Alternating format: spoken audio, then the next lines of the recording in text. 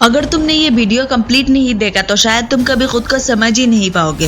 हाँ, इतना बोल्ड कह रही हूँ मैं बिकॉज ये सिर्फ एक वीडियो नहीं, ये एक मिरर है, एक एक्सरे है तुम्हारी पर्सनैलिटी का। और अगर तुमने इस मिरर को अवॉइड किया तो बाद में तुम्हें अपनी लाइफ का बिगेस्ट मिस्टेक समझने में साल लग सकता है, मैं भी पूरी जिंदगी भी। क्या तुमने कभी नोटिस किया है तुम्हारे किसी फ्रेंड का नेचर इतना पैशनेट होता है कि वो हर बात में फाइट करने के लिए रेडी होता है।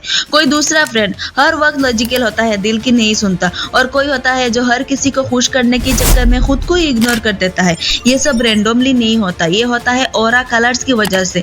और आज हम जानेंगे तुम्हारा ऑरा का कलर क्या है। तो सबसे पहले समझते हैं ऑरा होता है क्या। देखो, हम सबके पास एक इनविजिबल एनर्जी होती है जो दिखाई तो नहीं देती पर महसूस होती है। तुमने शायद नोटिस किया है कभी किसी इंसान से मिलते ही तुम्हें पॉजिटिव वाइब्स आने लगता है और कभी बिना किसी वजह के किसी से दूर रहने का मन होता है। That's not just a feeling, that's there aura. Aura तुम्हारी पर्सनैलिटी का वो लेयर है जो तुम्हारे behaviour, decision, relationship, career, emotion सब पे असर करता है।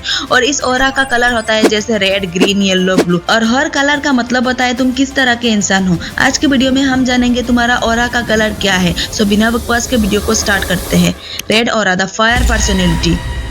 रेड ऑरा वाले लोग ये वो लोग हैं जिनके अंदर आग होती है। आई डोंट नो ये लोग इतनी एनर्जी कहाँ से लाते हैं। ये बोल्ड होते हैं, इनकी प्रेजेंस स्ट्रांग होती है। जब रूम में एंटर करते हैं तो लोगों को पता चलता है कोई तो आया है रूम में।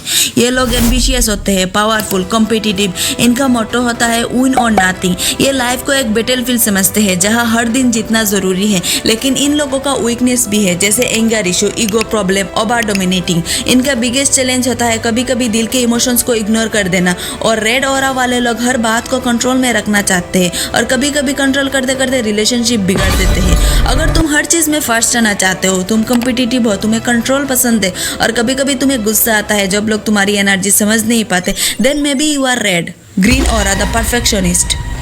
ग्रीन ऑरा वाले लोग ये लोग परफेक्शन के पुजारी होते हैं। इनको हर चीज़ परफेक्ट चाहिए, चाहे वो नोट्स हो, ड्रेसिंग स्टाइल हो या रिलेशनशिप।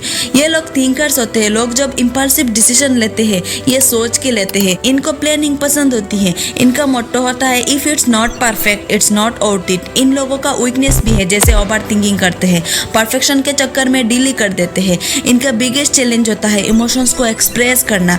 ये लोग सब कुछ दिमाग से सॉल्व करना चाहते हैं लेकिन कभी कभी दिल की बात भी बोलना जरूरी होता है। मार्क जकरबर्ग वो इंसान है जिन्होंने दुनिया को सिर्फ एक ऐप नहीं बल्कि एक नए तरीके से सोचने का नजरिया दिया। उनका काम, डिमेनियर, उनका फोकस और हर डिसीजन के पीछे की क्लैरिटी, ये सब कुछ उनके ग्रीन ऑरा का प्रूफ है। जब दुनिया नॉइस और फेम के पीछे भाग रही थी, मार्क क्विकली अपना विजन बिल्ड कर रहे थे, बिना शोर के, बिना शो ऑफ के। उनका बिलीफ सिंपल था, अगर आइडिया क्लियर है तो प्लानिंग से दुनिया बदली जा सकती है। अगर तुम भी प्लानिंग करने में एक्सपर्ट हो, तुम्हारा रूम हमेशा साफ होता है, तुम छोटी छोटी गलतियों को भी बर्दाश्त नहीं कर पाते, then maybe you are green. Yellow aura, the joy personality. Yellow aura वाले लोग ये वो लोग होते हैं जो हर जगह लाइट ले आते हैं। उनका साथ रहना इजी होता है, उनकी स्माइल कंटेजियस होता है, उनका नेचर होता है लेट्स मेक थिंग्स बेटर। ये लोग हमेशा पॉजिटिव वाइब्स लेकर आते हैं, क्रिएटिव होते हैं, फनी होते हैं और कभी बोरिंग नहीं होते। इन लोगों का वीकनेस जैसे over express, easily distracted, approval के पीछे भागते हैं, कभी कभी फेक स्माइल के पीछे दर्द छुपाते हैं। इनका बिगेस्ट चैलेंज होता है लोगों को खुश करने के चक्कर में खुद को इग्नोर कर देना। अगर तुम सबको हंसाते हो, तुम्हारा एनर्जी लेवल हाई होता है, तुम क्रिएटिव हो और तुम्हारे दोस्तों के ग्रुप में तुम्हारे बिना अधूरा लगता है, then maybe you are yellow. Blue aura, the calm healers. Blue aura वाले लोग ये लोग सबसे इमोशनल, सबसे केयरिंग और सबसे इनिशिएटिव होते हैं। ये लोग तुम्हारी आंख में देख के तुम्हारा मूड समझ जाते हैं। ये लोग समझने वाले होते हैं, not just listener but also feelers. इनका मोटो होता है फील एवरीथिंग डीपली। इन लोगों का वीकनेस भी है जैसे ओवर सेंसिटिव, इजीली हार्ट हो जाते हैं, अपने इमोशंस को लेकर कंफ्यूज हो जाते हैं। इनका बिगेस्ट चैलेंज होता है लोगों की फीलिंग्स को समझते समझते खुद को ही भूल जाना। अगर तुम भी दूसरों के लिए सोचते हो, तुम किसी को रोते हुए देख के परेशान हो जाते हो और तुम इमोशंस को डीपली फील करते हो, then maybe you are blue। Auras यानी तुम्हारे अंदर की एनर्जी तुम्हारे नेचर, सोच और फीलिंग्स को कंट्रोल करती है। हर इंसान के पास एक अलग ऑरा होती है जो दिखाई तो नहीं देती लेकिन महसूस होती है। हमने पहले 4 बेसिक कलर के बारे में बात की।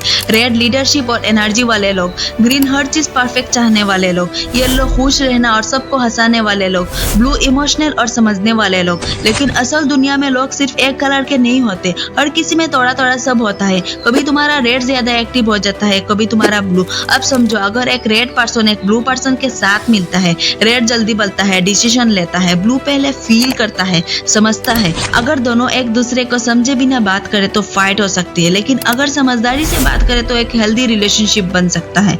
अब बात करते हैं करियर की। रेड लोग बॉस बनना चाहते हैं, उन्हें कंट्रोल पसंद है। ग्रीन लोग हर काम ठीक से और सही तरीके से करना चाहते हैं। येलो लोग क्रिएटिव काम में बेस्ट होते हैं, जैसे डिजाइनिंग, कंटेंट क्रिएशन। ब्लू लोग ऐसे काम में अच्छे होते हैं जहां इमोशन और केयर चाहिए, जैसे काउंसलिंग, नर्सिंग, राइटिंग। लेकिन प्रॉब्लम तब आती है जब तुम्हारा नेचर कुछ और कहता है और दुनिया तुमसे कुछ और एक्सपेक्ट करती है। जैसे अगर तुम ब्लू हो और तुमसे बोला जाए इंजीनियर बन जाओ तो तुम अंदर से खुश नहीं रहोगे, और अगर तुम रेड हो तो तुम्हें रुकना मुश्किल लगता है, लेकिन लोग बोलते हैं पेशेंस रखो, तो तुम्हारा नेचर थोड़ा डिस्टर्ब हो जाता है। रिलेशनशिप या दोस्ती में भी ऑरस का रोल होता है। ब्लू लोग ज्यादा इमोशनल होते हैं, और अगर उनका दोस्त रेड हो तो कभी कभी रेड उनकी फीलिंग्स नहीं समझता। येलो लोग जल्दी नए दोस्ती कर लेते हैं। ग्रीन लोग हर रिलेशन को समझकर हैंडल करते हैं, लेकिन जब ये सब एक साथ होते हैं तो मिसअंडरस्टैंडिंग हो सकती है। इसीलिए अपने और सामने वाले के ऑरा को समझना जरूरी है। अब सवाल आता है अपने ऑरास को बैलेंस कैसे रखें। देखो, हर कलर की कुछ अच्छी और मुश्किल बातें होती है। रेड लोगों को पेशेंस सीखना चाहिए, ग्रीन लोगों को छोटी गलतियां एक्सेप्ट करना चाहिए, येलो लोगों को थोड़ा सीरियस होना सीखना चाहिए, ब्लू लोगों को अपनी फीलिंग्स को प्रोटेक्ट करना चाहिए। ऐसा नहीं है कि तुम सिर्फ एक ही कलर के हो, तुम एक रेनबो हो जिसमें सब रंग थोड़ा थोड़ा है। समझदारी ये है कि तुम कौन सा रंग कब यूज करना चाहते हो। अब तुम खुद से सवाल पूछो, जब कोई तुमसे अलग सोचता है तुम गुस्सा हो जाते हो या समझने की कोशिश करते हो?